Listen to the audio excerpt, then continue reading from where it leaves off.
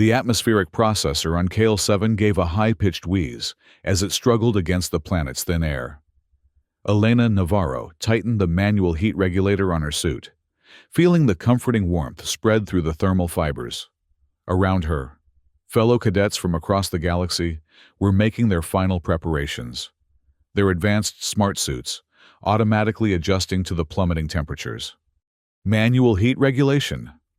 I haven't seen one of those since the historical technology exhibit at the Galactic Museum, commented Vicon, a reptilian cadet from the ice planet Frostia. His scaled skin glistened under the fading light of Kale's distant sun as he tapped at the holographic controls of his thermal suit. Elena ignored the jab, focusing instead on the horizon. The sun was setting, signaling the beginning of KL-7's notorious 500-hour night. Over 20 Earth days of darkness and temperatures that would drop below 200 degrees so. The barren landscape of ice and rock stretched out before her, harsh and unforgiving. "Last one to survive buys drinks when we get back to the academy," chirped one of the Euro twins, multi-limbed insectoid cadets known for their engineering prowess. Their 6 arms were busy adjusting various components on their identical dome shelters. "If we get back," muttered someone behind Elena.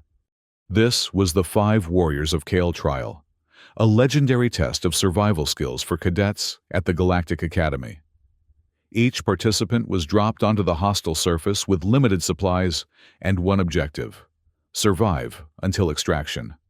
Cadets could bring their own gear, but Elena's decision to rely on manually operated, analog equipment had earned her ridicule from her technologically advanced peers. The Academy shuttle's engines roared to life behind them. Their ride was leaving. They were on their own now. "Remember, extraction in 20 standard days," called the pilot over the comm. "Good luck, cadets." As the shuttle lifted off, the sky darkened ominously. Elena's atmospheric analyzer, a simple pressure gauge with a manual readout, began to tick erratically. "Electromagnetic storm incoming," she announced, reading the patterns. "Severe one, by the looks of it." M, a cadet from the telluric sector, with transparent skin that revealed pulsing blue circulatory fluids, scoffed. "My weather predictor shows clear conditions for the next 12 hours. M tapped at the holographic display emerging from her wrist device. "Your analog equipment is—" A blinding flash cut through the sky, followed by a wave of electromagnetic energy that swept across the valley. One by one, the electronic systems of the other cadets flickered and died. Smart suits powered down. Holographic displays vanished. Dome shelters, halfway through their automated setup procedures, collapsed into heaps of advanced material. "Outdated," M finished weakly, staring at her now useless wrist device. Elena's thermal suit continued to radiate heat, powered by the manual crank generator at her side. Her expression remained neutral, but she couldn't help feeling a small sense of vindication. "Electromagnetic storm," she repeated. "We need shelter. Now." Instead of heading toward the designated camp area, where most cadets were frantically trying to revive their technology, Elena turned toward a natural rock formation she'd spotted during descent.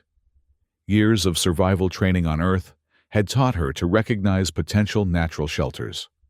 "Where are you going?" called Vicon, his voice tinged with panic as his smart suit's heating system failed, leaving him vulnerable to the rapidly dropping temperature. "To find a cave," Elena replied without turning. "You're welcome to join me." Without their technology, the cadets were suddenly facing a brutal reality. They were unprepared for KL-7's hostile environment. One by one, they began to follow Elena toward the rocky outcropping, leaving behind their malfunctioning equipment.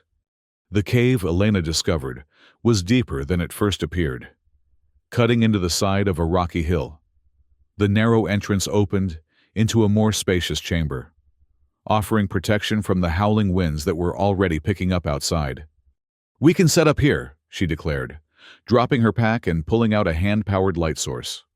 As she cranked the handle, a warm glow illuminated the ice-covered walls of the cave. "This is primitive," said M, watching Elena with a mixture of curiosity and disdain. "It works," Elena replied simply. As more cadets filed into the cave, Elena took inventory of their situation.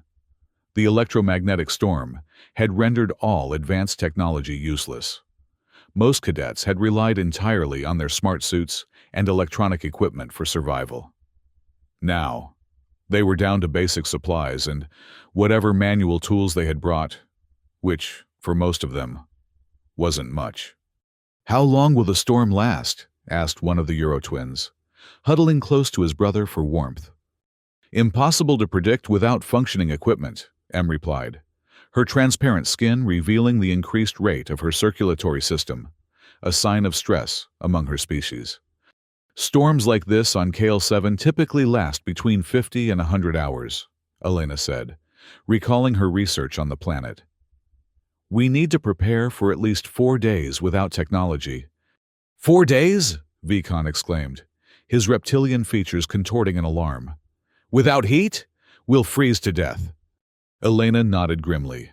The cave provided shelter from the wind, but the temperature was already dropping rapidly. Without heat, they wouldn't survive the first night. "We need a fire," she stated. "With what?" sneered Kells, a muscular cadet from the warrior race of Vanels, known for their aggression and competitiveness. "There's no vegetation on this ice rock." Elena didn't respond immediately. Instead, she moved toward one of the cave walls, where a peculiar formation of ice crystals had caught her attention. She breathed onto the surface, watching carefully as her warm breath interacted with the crystals. Instead of melting or fogging as normal ice would, these crystals seemed to release a subtle gas. "Interesting," she murmured, taking out her pocket knife, a simple tool that had earned her more ridicule from her peers during equipment inspection. Carefully, she scraped off a small piece of the ice crystal and placed it in a metal container from her pack. The other cadets watched with varying degrees of skepticism and curiosity. "What are you doing?" asked Kira, a serpentine cadet who had been quietly observing from the corner. "Testing a theory," Elena replied. She took out a hand-crank spark generator, another manual tool, and began turning the handle. After a few moments, the device produced a small spark near the ice crystal. Nothing happened. Elena frowned, adjusted the position of the crystal, and tried again. Still nothing. "That's your plan? Setting ice on fire?" Kells laughed, the sound echoing harshly off the cave walls. "I knew Earth cadets were behind the times, but this is absurd." Elena ignored him, continuing to adjust the position of the crystal and the spark. On her 7th attempt, something unexpected happened. As the spark made contact with a particular section of the crystal, a small, blue flame flickered to life. The cave fell silent as all eyes fixed on the tiny flame. "Impossible," whispered Em, moving closer for a better look. "The crystals contain some sort of combustible gas," Elena explained, carefully nurturing the flame. "When exposed to the right conditions, they burn." The small blue flame cast eerie shadows across the cave walls as the cadets gathered around, drawn to the promise of warmth. Elena carefully added more crystal fragments, slowly building a stable fire that burned with a steady blue glow. "How did you know?" asked Vikon, his reptilian eyes reflecting the dancing flames. "I didn't," Elena admitted.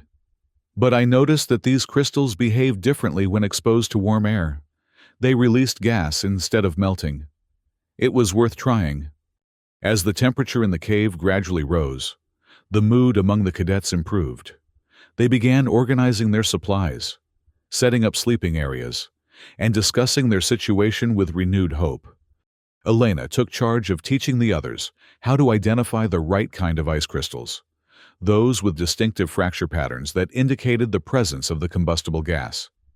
She showed Vikon and the Euro twins how to harvest the crystals safely and efficiently. "We need to ration these," she explained, creating a small pile of the precious fuel shards. "We don't know how long we'll be here, and we need to maintain the fire constantly." "Who put you in charge?" challenged Kells, his massive frame looming over Elena. "Just because you found this trick doesn't mean you control our resources." "I'm not controlling anything," Elena replied calmly. "I'm suggesting a way for us all to survive. We need to work together." Tensions remained high as the cadets adjusted to their new reality. Some, like Vicon and the Euro twins, quickly recognized the value of Elena's knowledge and began to cooperate. Others, like Kells, remained resentful of their dependence on the Earth cadets' primitive methods. As the hours passed, more cadets trickled into the cave, seeking shelter from the storm and the biting cold. Each new arrival brought tales of malfunctioning equipment and the harsh realities of Kale 7's environment. 3 cadets didn't make it, reported a newly arrived cadet with translucent wing-like appendages. Tried to wait out the storm in the open, froze before they could find shelter. The news cast a somber mood over the group. This was no longer just a trial. It was a fight for survival. By the time the cave had filled with nearly 20 cadets from various species and planets, Elena had established a system for maintaining the fire and rationing the ice crystal fuel. She organized shifts for crystal collection and fire maintenance, ensuring that the precious heat source was never left unattended. M, still nursing wounded pride, but recognizing the importance of the fire, approached Elena during one of her rest periods. "Your discovery is fascinating," M admitted, her transparent features revealing the complex network of thoughts flowing through her neural pathways. "But I believe we could optimize the burning process to conserve fuel." Elena looked up, intrigued. "How so?" "I've been observing the combustion pattern," M explained. "The crystals burn more efficiently when arranged in a specific configuration. Additionally, I've noticed that adding small amounts of mineral dust from the cave floor seems to stabilize the flame." Elena nodded thoughtfully. "Show me." M demonstrated her theory, carefully arranging several crystal shards and sprinkling a precise amount of dust over them before igniting the pile. The resulting flame was indeed stronger and more stable. "Impressive," Elena acknowledged. "We'll incorporate this into our routine." The collaboration between Elena's practical experience and M's analytical approach improved their situation significantly. The fire burned longer with less fuel, and the temperature in the cave remained more consistent. As the hours stretched into days, a routine developed among the cadets. Crystal collection teams ventured out in pairs, never straying far from the cave entrance. Others maintained the fire, prepared food rations, or worked on improving their shelter. Elena found herself in the unexpected role of leader. Her knowledge of survival techniques and her ability to adapt to the harsh conditions had earned her the respect of most of the group. Even Kells had grudgingly accepted her authority, though his resentment simmered beneath the surface. On what Elena calculated to be the 4th day of their ordeal, M approached her with a new proposal. "I've been analyzing our burn methods," M stated, her tone clinical. "I believe we're being inefficient. My calculations suggest that we could achieve the same heat output with a 12-minute burn cycle instead of your current 20-minute cycle." Elena frowned. "That's a significant reduction. Are you sure?" "My calculations are precise," M insisted. "We could conserve 40% more fuel with my method." "Calculations are one thing," Elena replied cautiously. "But practical application can be different. Let's test it on a small scale first." M's transparent features clouded slightly, a sign of annoyance in her species. "You doubt my analysis." "I respect it," Elena corrected. "But I've learned to test theories before implementing them in survival situations." The exchange drew attention from other cadets. Kells approached, his massive frame casting a shadow over the two. "Let her try," he suggested with a predatory smile. "If the brilliant M thinks she can improve on your primitive methods, why not let her demonstrate?" Elena recognized the trap Kells was setting, hoping to undermine her authority. But she also saw the logic in testing M's theory. The other cadets had gathered around, watching the exchange with interest. "Fine," Elena conceded. "We'll conduct a controlled test." M set up her demonstration, confidently arranging the crystal shards according to her calculations. She added the mineral dust, but in a different ratio than Elena had been using, one that her calculations suggested would be optimal. "Observe," M announced to the gathered cadets, igniting the arrangement. At first, the fire burned as expected, with the familiar blue flame, but as the seconds ticked by, the flame grew larger, more intense. The blue deepened to an almost violet hue, and the heat output increased dramatically. "Something's wrong," Elena warned, stepping forward. "The reaction is—" Before she could finish, the flames erupted violently, sending a shower of sparks across the cave. M, standing closest to the fire, caught the brunt of the explosion. The flames licked at her transparent skin, causing her circulatory fluids to boil visibly beneath the surface. M screamed, a high-pitched sound that echoed through the cave as she fell backward. Several cadets rushed to her aid, while Elena grabbed a container of ice and quickly applied it to M's burned face. "What happened?" demanded one of the Euro twins, his multiple eyes wide with shock. "The mineral dust ratio was off," Elena explained, as she tended to M's injuries. "It catalyzed the reaction too quickly, causing the fuel to burn all at once, instead of gradually. As if in response to the violent reaction, the ground beneath them trembled. A low, rumbling sound filled the cave, growing louder by the second. "Everyone out!" Elena shouted, recognizing the signs of a cave-in. "Now!" The cadets scrambled toward the entrance, carrying M between them. They had barely cleared the main chamber when a section of the ceiling collapsed, sending rocks and ice crashing down where they had been standing moments before. Outside, the storm had subsided somewhat, but the temperature remained brutally cold. The cadets huddled together, watching as dust billowed from the cave entrance. "The fire's magnetic properties must have triggered a tectonic shift," M gasped through her pain. "The crystals, they interact with Kale 7's magnetic field." Elena nodded grimly. "And now we've lost our shelter." The situation had gone from precarious to dire. Without the cave, they were exposed to the elements, and the remaining crystal supply they'd managed to grab during their hasty exit wouldn't last long in the open. "We need to find another shelter," Elena declared, scanning the horizon. "I noticed a ridge to the east during our crystal collection.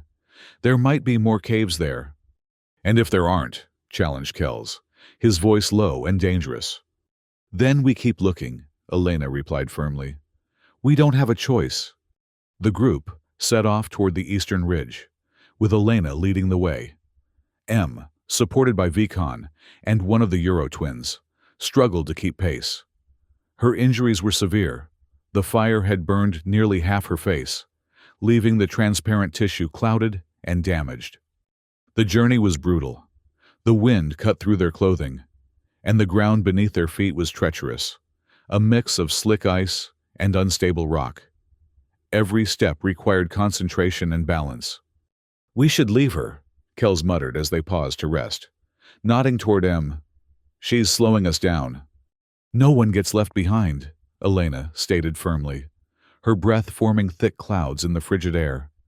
"We all make it, or none of us do."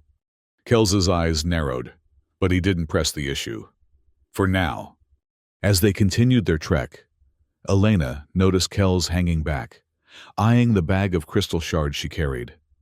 The look in his eyes sent a chill down her spine that had nothing to do with the temperature. They had been walking for what felt like hours when Kells made his move. As they navigated a particularly narrow section of the ridge, he suddenly lunged forward, grabbing Elena's pack containing the precious fuel shards. "Enough of this!" he snarled, yanking the pack from her grasp. "I'm taking charge now!" Elena reacted instinctively, gripping the strap of the pack and twisting, using Kells's momentum against him. The large Vernal, caught off guard by the human's quick reflexes, lost his balance and stumbled toward the edge of the ridge. For a moment, time seemed to slow. Elena saw the look of surprise on Kels's face as he teetered on the brink. She reached out, trying to grab his arm, but it was too late. With a roar of fury and fear, Kels plummeted over the edge, disappearing into a narrow ice crevasse below. "Kels!" Elena shouted, dropping to her knees at the edge and peering down. The darkness swallowed everything beyond a few meters. There was no response. The other cadets gathered around, staring down into the abyss in stunned silence. "We need to help him," Elena said, already reaching for the emergency rope in her pack. "It's too late," Vikon said quietly, placing a scaled hand on her shoulder. "No one could survive that fall in these temperatures, and we can't risk more lives." Elena knew he was right, but the knowledge didn't ease the weight in her chest. They had lost another cadet, one who, despite his flaws, might have survived under different circumstances. With heavy hearts, they continued their journey. The eastern ridge loomed closer now, its jagged outline offering the promise of shelter. When they finally reached it, Elena's hopes were confirmed. A series of shallow caves dotted the rocky face, offering protection from the wind and a stable location for a new fire. "This will do," she announced, guiding the exhausted cadets into the largest of the caves. "Let's get a fire started before we lose more heat." With practiced efficiency, Elena set up a new fire using their dwindling supply of crystal shards. The familiar blue flame brought comfort to the weary group as they settled into their new shelter. M, her condition worsening, was placed closest to the fire. The burns on her face had begun to affect her neural pathways, causing her to drift in and out of consciousness. "Will she make it?" asked Kira, the Serpentine cadet who had been quietly observing throughout their ordeal. "I don't know," Elena admitted, "but we'll do everything we can." As night deepened and the temperature continued to drop, Elena organized the cadets into shifts once more. Some rested, while others maintained the fire or stood watch at the cave entrance. During her watch, Elena stared out at the vast, frozen landscape of Kale 7. The stars above were brilliant in the thin atmosphere, casting a silver glow across the ice. In the distance, she could make out the faint outline of their original cave, now partially collapsed. Beyond that, the shuttle landing zone where their journey had begun seemed a lifetime away. "You're not just the firekeeper," came a soft voice behind her. Elena turned to find Kira approaching, her serpentine body moving silently across the cave floor. "You're the lawkeeper too." Elena frowned. "What do you mean?" "You make the rules now," Kira explained. "Who gets heat? Who goes on crystal runs? Who lives and who dies? That's power." "I don't want power," Elena replied, turning back to the view. "I just want us all to survive." "Those are often the best leaders," Kira observed. "The ones who don't seek power, but accept the responsibility when it comes to them." Their conversation was interrupted by a commotion from inside the cave. They rushed back to find M convulsing, her transparent body pulsing with erratic bursts of blue light. "She's going into shock," Elena realized, kneeling beside the injured cadet. "Her system can't handle the burn damage." Working quickly, Elena used the medical supplies from her pack to stabilize M, applying a cooling compress to the burned tissue and administering a basic painkiller. Gradually, the convulsions subsided, and M's circulatory system returned to a more normal rhythm. "Thank you," M whispered weakly when she regained consciousness. "Rest," Elena instructed. "Save your strength." As days turned into what Elena calculated to be a week, their situation grew increasingly desperate. The crystal supply was dwindling despite their best conservation efforts. The constant cold and stress had begun to take a toll on everyone's physical and mental health. Vikon, whose reptilian physiology made him particularly vulnerable to the cold, had developed severe lethargy. The Euro twins had retreated into a semi-hibernation state, conserving energy by shutting down non-essential bodily functions. Even Kira, whose serpentine species was known for their resilience, showed signs of deterioration. Elena herself felt the fatigue deep in her bones. The constant vigilance, the responsibility of keeping everyone alive, weighed on her. But she couldn't show weakness, not when the others depended on her. During a crystal collection expedition with one of the Euro twins, Elena made a disturbing discovery. The ice formations that had been rich with combustible crystals were becoming scarce. They had harvested most of the accessible fuel in the vicinity of their cave. "We need to go farther out," she told the group upon returning. "The nearby sources are depleted." "Farther means more exposure to the cold," Vikon pointed out, his voice weak. "More risk." "We don't have a choice," Elena replied. "Without fuel, we freeze." A new system was established. Stronger cadets would venture farther from the cave in pairs, while the others maintained the shelter and cared for the weakest among them. During one such expedition, Elena and Kira discovered something unexpected: a series of strange markings etched into an ice wall several hundred meters from their cave. "These aren't natural," Kira observed, her slender fingers tracing the geometric patterns. "No," Elena agreed. "They're too precise, too intentional." The markings led to a narrow crevice in the ice wall. After some hesitation, Elena squeezed through, finding herself in a small chamber. What she saw inside made her breath catch in her throat. The walls were lined with the largest, most perfect crystal formations they had yet encountered. They glowed with a faint, blue luminescence, pulsing gently, like a heartbeat. "It's a deposit," she called back to Kira. "A big one." Carefully, they harvested as many crystals as they could carry, marveling at their good fortune. This discovery could sustain them until extraction, if they were careful.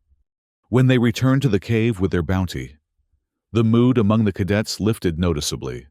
For the first time in days, the fire burned brightly, casting a warm blue glow throughout the shelter.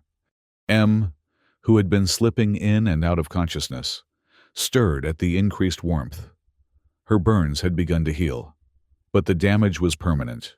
One side of her face would always bear the clouded scar tissue that obscured the view of her internal structures. "You found more," she observed weakly.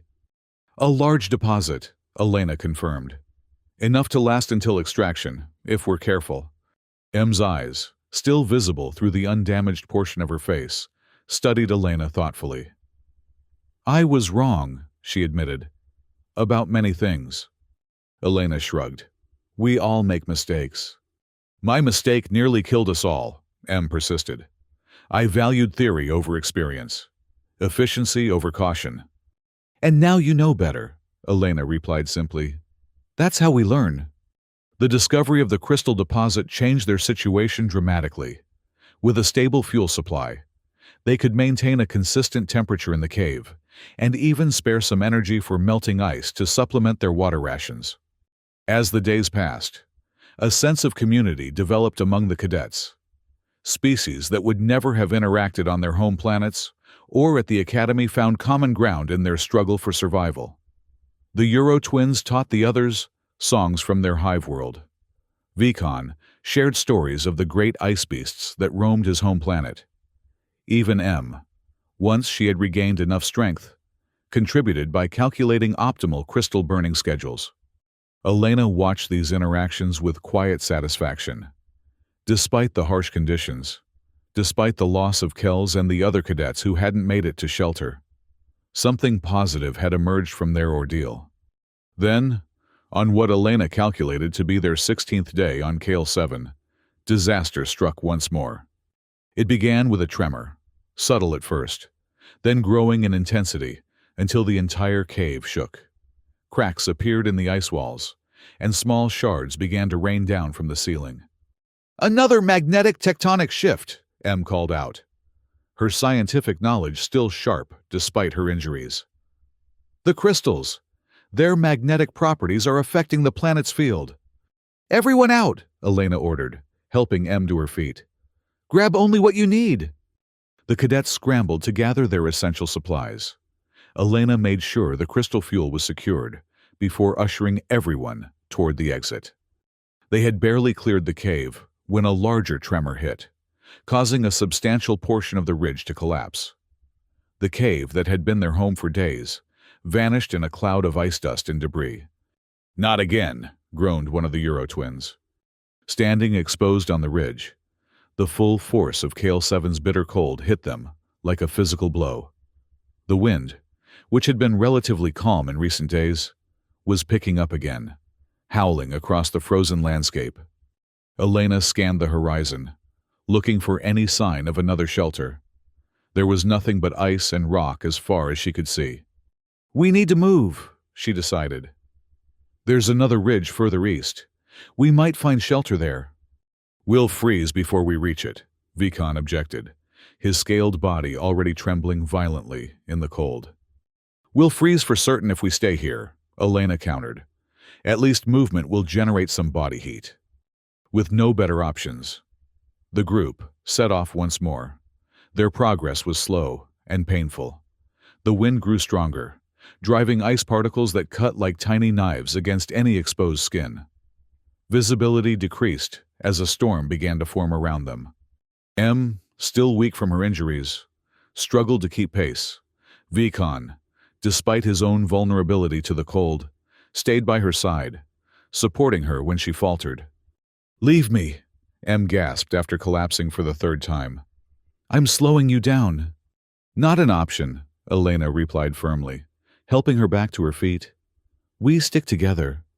Kira, who had been scouting ahead, returned with worrying news. "The ridge is further than it looked," she reported. "And there's a crevasse between us and it." "A big one." Elena's heart sank, but she kept her expression neutral. "Then we find a way across." The crevasse, when they reached it, was indeed formidable. A gash in the planet's surface at least 20 meters wide and of indeterminate depth. The wind howled through it, creating an eerie, keening sound that set everyone's nerves on edge. "We can't jump it," Elena assessed, peering over the edge. "And we don't have enough rope to span it." The situation seemed hopeless. They were trapped on the wrong side of the crevasse, exposed to the elements, with a storm intensifying around them. It was Vikon who spotted the solution. "There," he pointed with a trembling claw. "Ice bridge. Thin, but might hold us." Elena followed his gaze and saw what he had noticed.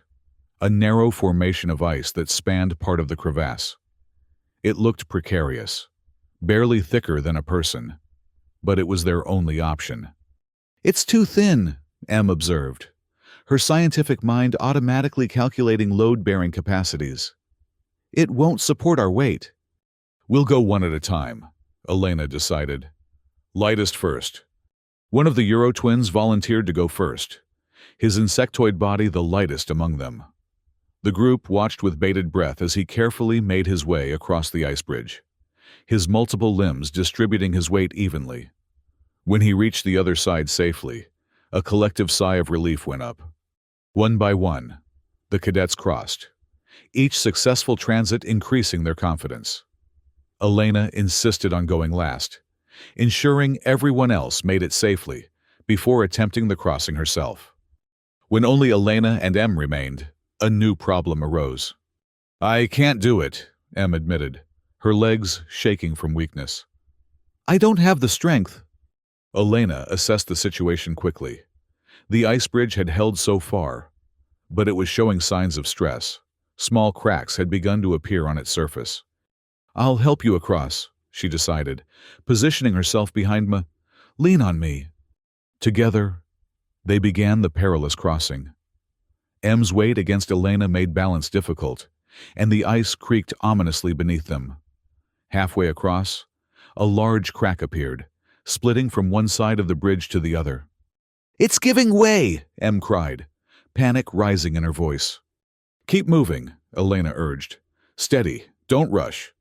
They were nearly at the other side when the bridge finally gave way. With a tremendous crack, it began to collapse beneath them.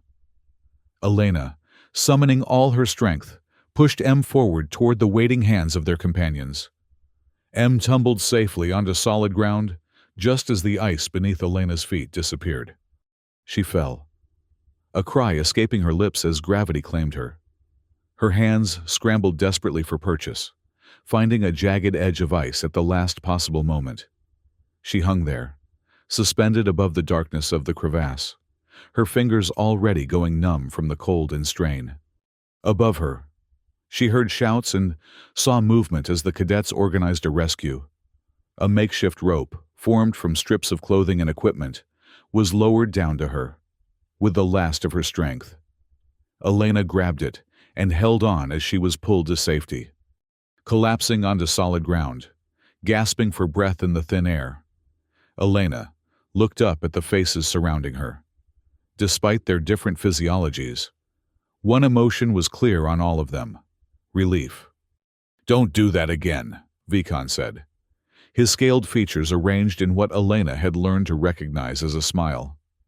"Who would keep us warm if you fell?" The moment of levity was short-lived. The storm was intensifying, and they still had no shelter. The ridge they had struggled so hard to reach offered some protection from the wind, but not enough to survive the long hours ahead. Elena forced herself to her feet, ignoring the pain in her frost-nipped fingers. "We need to keep moving," she insisted. "Find a cave, a crevice, anything."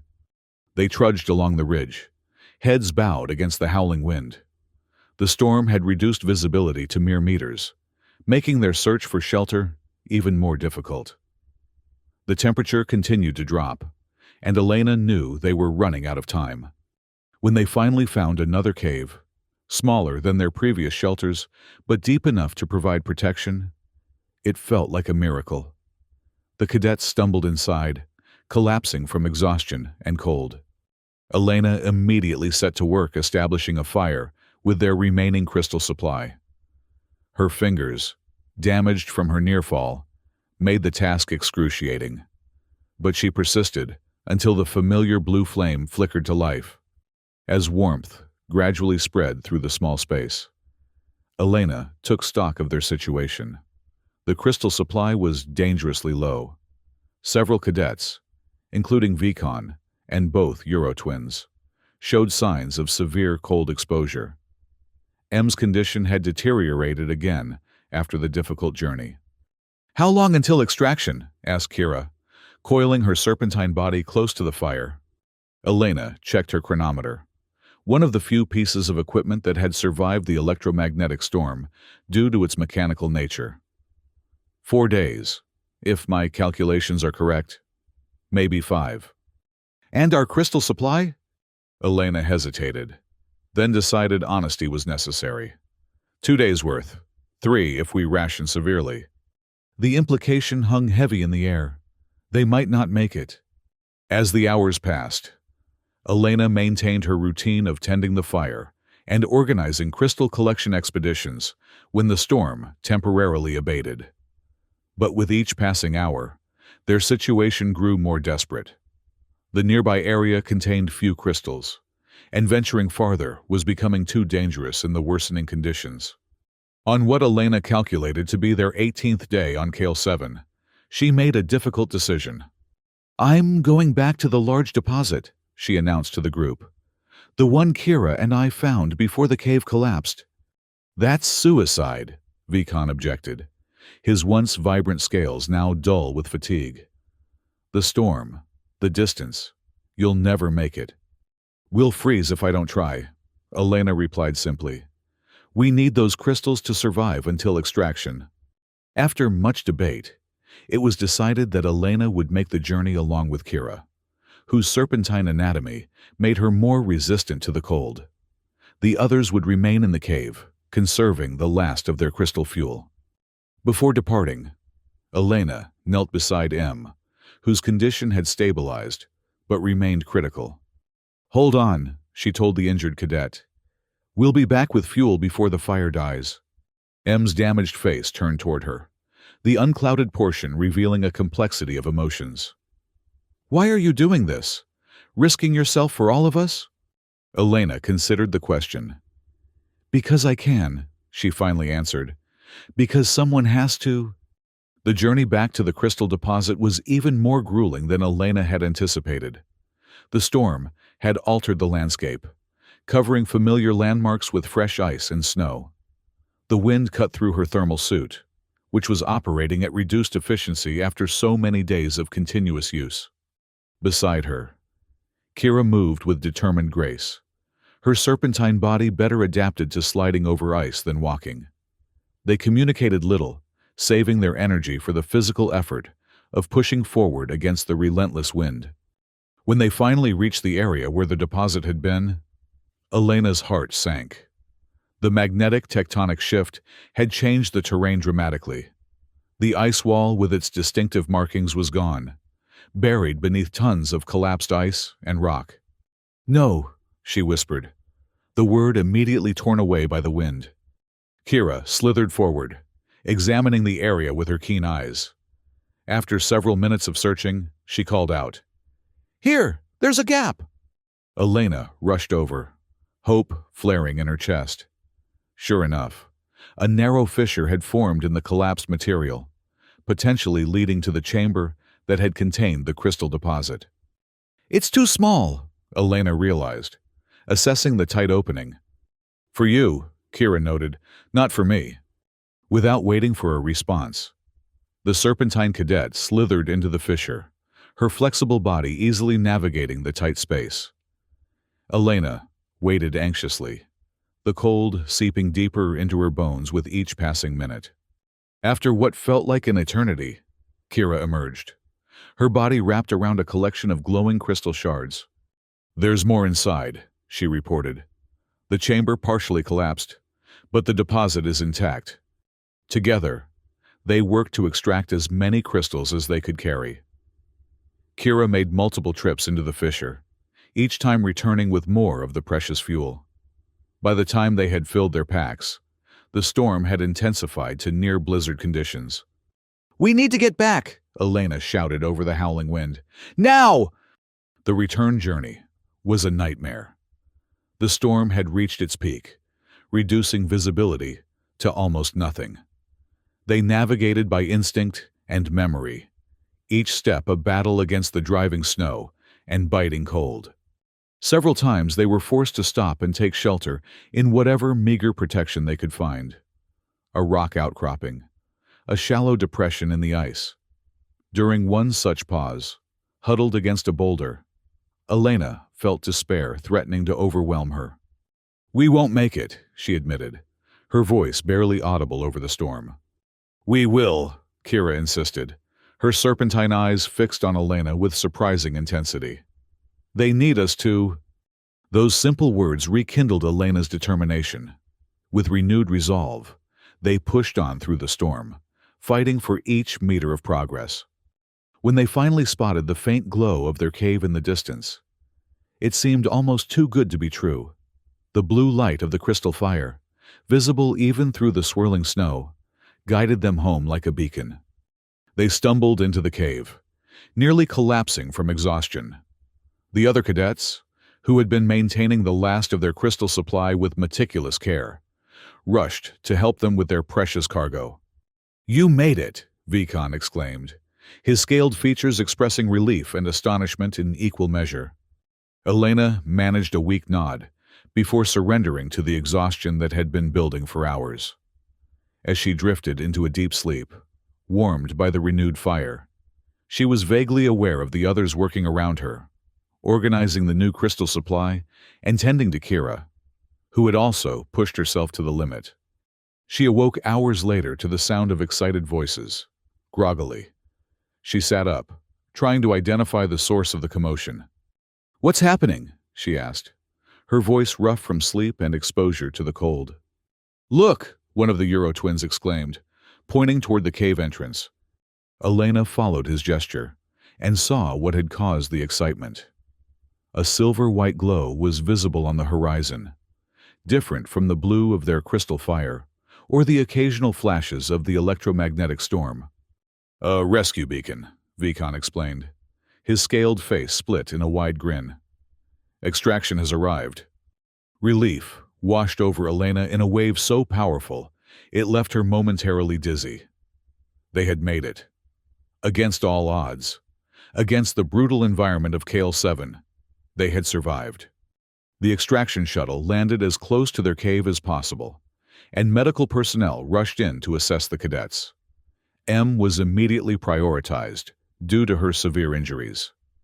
The medical team confirmed what they already knew. Her face would bear permanent scars from the burn, and one eye had been damaged beyond repair.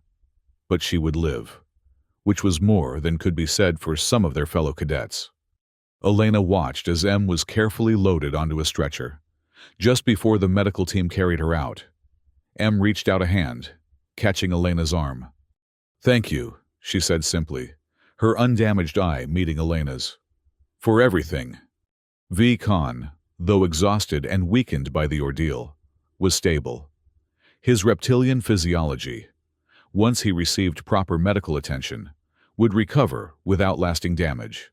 The Euro twins, thanks to their mutual support and ability to share body heat, had fared better than many others. As for Kells, there was no sign of him. The rescue team conducted a brief search of the area where he had fallen, but the constantly shifting ice had covered any trace of the Vunnel cadet. He was officially listed as missing, presumed dead. One of 7 cadets lost during the 5 Warriors of Kale trial. Once aboard the extraction shuttle, Elena finally allowed herself to relax. The warmth of the cabin, the first true warmth she had felt in weeks, seemed almost overwhelming after the constant cold of Kale-7. A representative from the Galactic Academy approached her as the shuttle broke atmosphere, heading back toward the orbital station. "Cadet Navarro," the official began.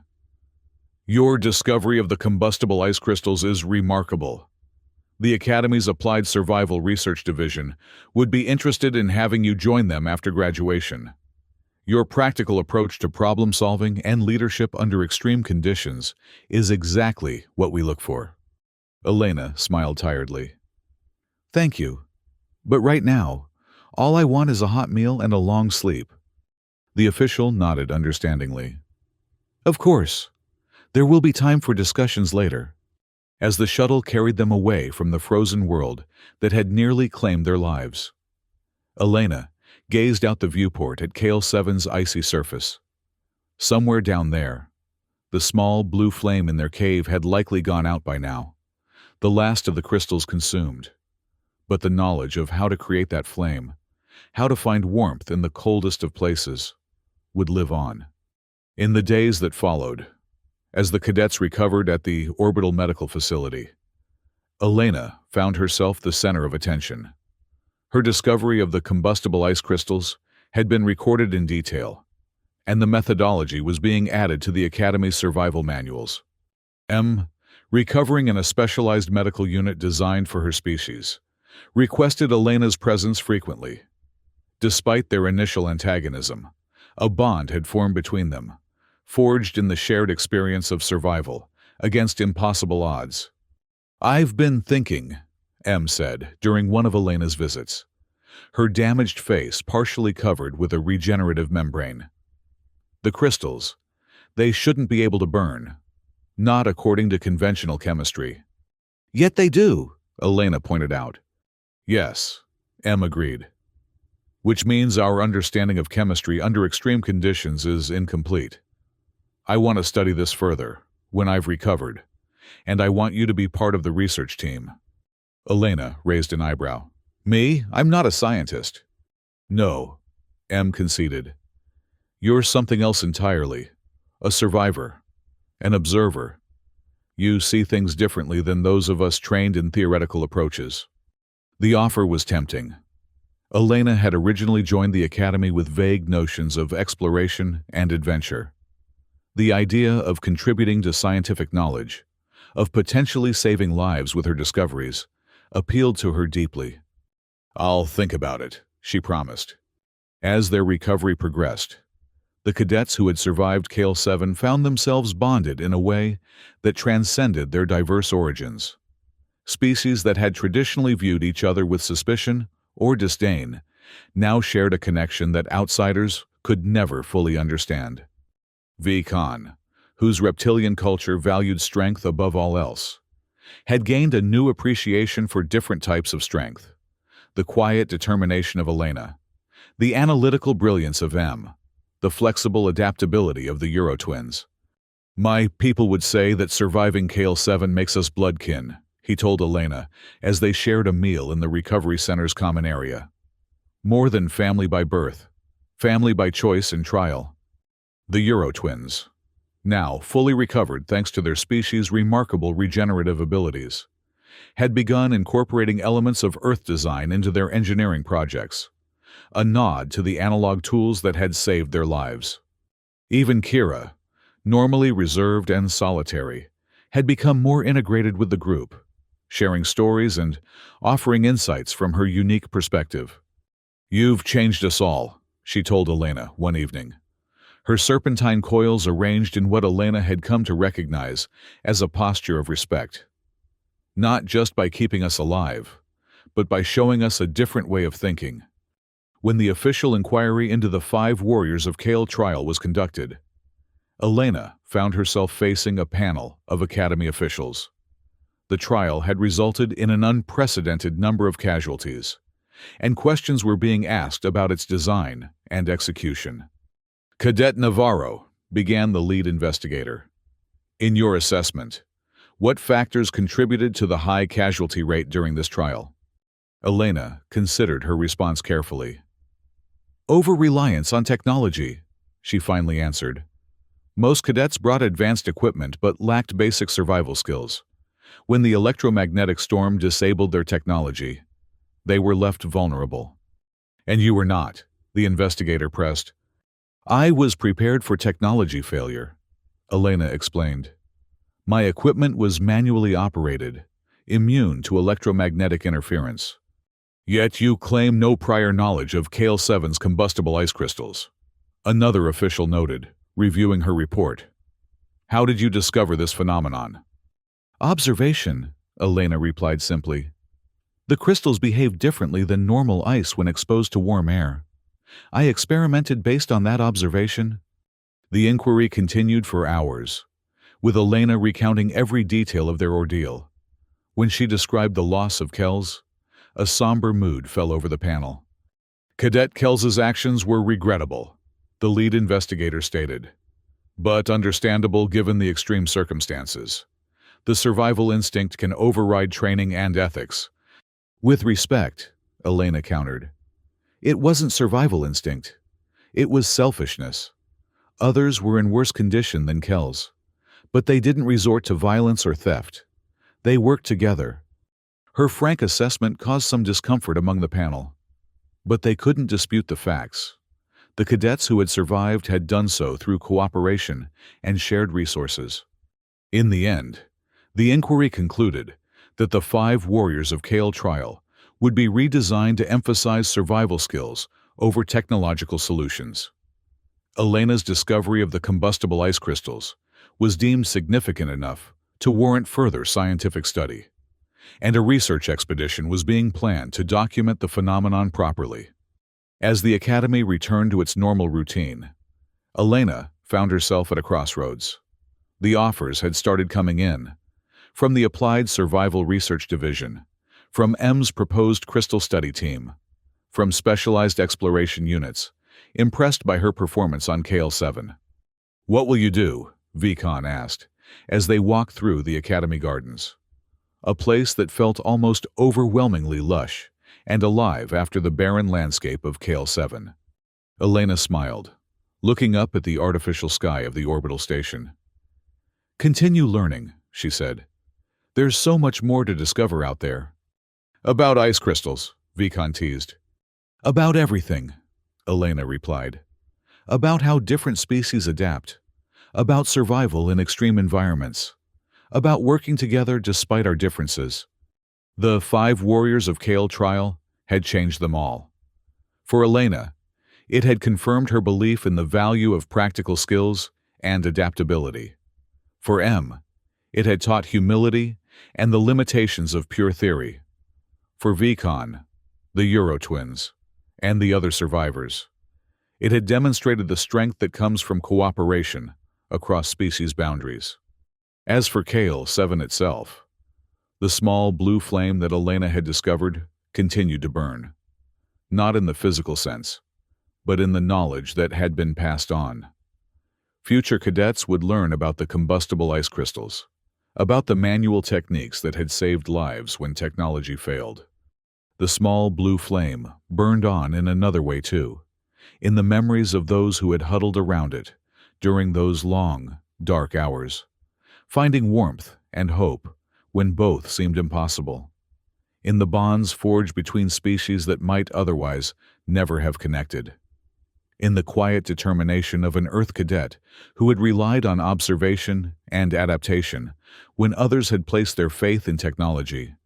And somewhere on Kale 7, as the planet continued its slow rotation, bringing another 500-hour night to the frozen landscape, the ice crystals waited, their secret now known, their potential recognized, a reminder that even in the coldest, most hostile environments, the means for survival might be hidden in plain sight, waiting for someone observant enough to discover them.